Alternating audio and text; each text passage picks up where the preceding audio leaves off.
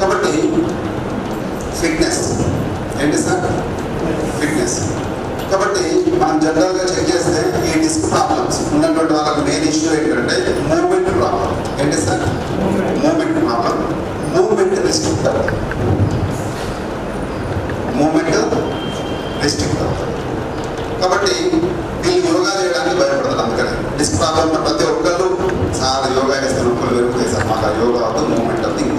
Okay, కాబట్టి ఇప్పుడు flexibility body ఉంది, ఈజీగా నేను ఈ మూవ్మెంట్ చేసుకోగలుగుతా, ఈజీగా నేను ఈ మూవ్మెంట్ చేసుకోగలుగుతా, ఈజీగా నేను front bend కాగలుగుతా.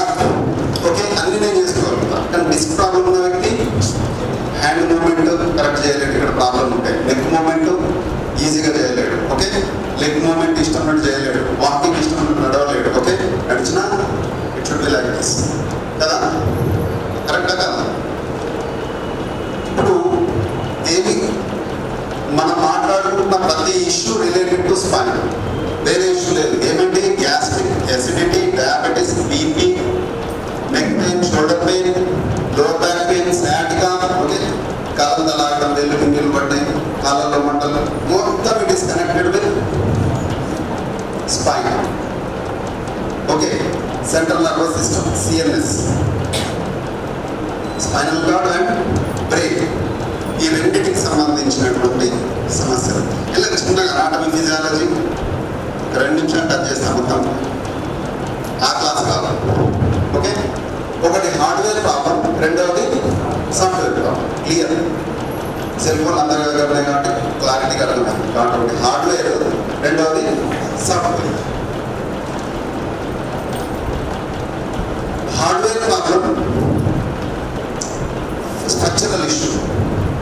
Okay, it is visible in MRI and X-ray and everything.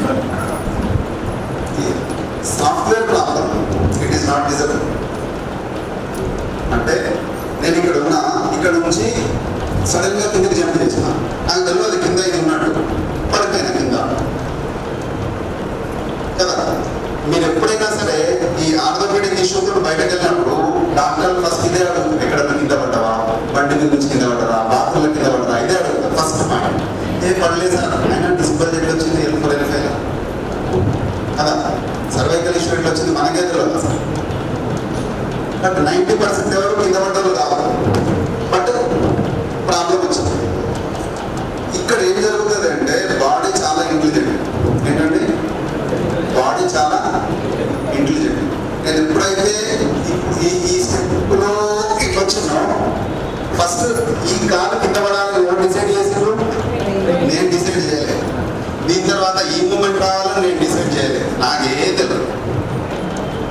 But ఎప్పుడైతే ఈ మూమెంట్ కిందికి వచ్చిందో, ఏ కాలైతే ఫస్ట్ మూమెంట్ టచ్ చేస్తుందో ఆ మజిల్ను ఈ కండరం పెట్టి ఎవరు గట్టిగా చేసిండ్రు? బ్రెయిన్. ఆటోమేటిక్ సిస్టమ్ ఉంది లోపల. ఎందుకంటే ఇది డ్యామేజ్ కాదు కాబట్టి వెంటనే ఏం చేసింది? బాడీ స్టిక్ చేసింది, కండరాలు గట్టిగా చేసి పెట్టేసింది. మెత్తగా ఉంటే బోన్స్ విరిగిపోతాయి, బట్ గట్టిగా చేసి పెట్టేసింది. బట్ మీరు ఏ పొజిషన్లో ఇట్లా పడ్డా అట్లా పడ్డా, ఏ టెన్షన్తో ఏం చదివినా మీకు వెంటనే సాఫ్ట్వేర్ యాక్టివేట్ అవుతుంది బ్రెయిన్లో. No need to write anything, ఏం రాయకండి, సింపుల్ థింగ్. వీడియో మొత్తం మీకు యూట్యూబ్ లింక్ పెడతారు అందరికీ. Don't worry, just try to understand. రాస్తే జరిగేది ఏం లేదు, అర్థమయ్యేది కూడా ఏం లేదు. కాబట్టి హార్డ్వేర్ ప్రాబ్లం రాకుండా ఫస్ట్ సాఫ్ట్వేర్ పనిచేస్తుంది. ఓకే, అందరికీ, అన్ని జంతువులకు, ఒక మనిషికే కాదు. ఇది క్లియర్ కదా సార్? ఇప్పుడు ఏమవుతుందంటే మనము తర్వాత నొప్పులు స్టార్ట్ అవుతాయి. పడంగానే ఇవాళ నొప్పులు తెలిపాయి, తర్వాత వారానికో 10 రోజులకో, కొందరికి నెలకో 6 నెలలకు ఇప్పుడు ఇక్కడ స్టార్ట్ అయింది, ఈ మోకాలు ఇవన్నీ స్టార్ట్ అయింది. ఎందుకు స్టార్ట్ అయినాయి తెలియదు. ఇక్కడ ఫిజియోథెరపిస్ట్ తెలియదు, ఇక్కడ ఆర్థోపెడిక్ తెలియదు, ఏం తెలియదు. ఎక్స్రే ఎంఆర్ఐ లిస్ట్ ఒకటే తెలుసు, చెక్ చేస్తారు, అయిపోతుంది, ఏదో జరుగుతుంది. బట్ బ్రెయిన్ చాలా ఇంటెలిజెంట్, అది వదలదు.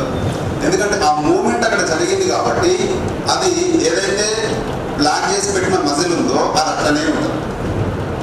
అది ఓపెన్ కాదు. ఎన్ని ఫిజియోథెరపీ చేయొచ్చు, ఎన్ని కరెంట్లు పెట్టి నువ్వేమన్నా చేయి, అది ఓపెన్ కాదు.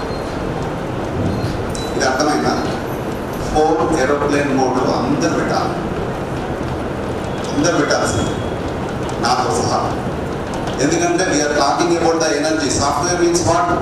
ఎక్కడ దాకా వచ్చినా మనం సాఫ్ట్వేర్. కాబట్టి మనం అనుకుంటాం నేను కాలు అడుగు కింద పెట్టినప్పుడు ఓన్లీ ఇక్కడ ఇవి మాత్రమే టైట్ అయినట్టు కాదు. బాడీ ఏం చేస్తుంది, ఇక్కడ నుంచి కంప్లీట్ ఇక్కడ వరకు హోల్ సిస్టమ్ను అలర్ట్ చేసి పెట్టేస్తుంది, అంతే. క్లియర్? ఇప్పుడు ఎందుకు మీకు రీకరెన్స్ వస్తుంది అంటే అది సాఫ్ట్వేర్ ఇష్యూ అయి ఉండొచ్చు. ఎందుకంటే సెంట్రల్ నర్వస్ సిస్టంలో బ్రెయిన్ దాన్ని రిలీజ్ చేయనంత వరకు అది అట్లాగే ఉంటుంది. ఇది ఒకటి అర్థమైంది అందరికీ. కాబట్టి చేయాల్సింది సాఫ్ట్వేర్ మార్చాలి. సాఫ్ట్వేర్ కరెక్ట్ అయిపోయింది, ఏం చేయాలి? సాఫ్ట్వేర్ రీసెట్ చేయాలి, ఒక సాఫ్ట్వేర్ వేయాలి బ్రెయిన్. ఎవరు ఇస్తారు మరి? ఏమో తెలియదు. ఇది ఒకటి ప్రాబ్లం. మీది తగ్గట్లేదు అంటే నేను చెప్తున్నాను, ఇట్ ఇస్ క్లియర్.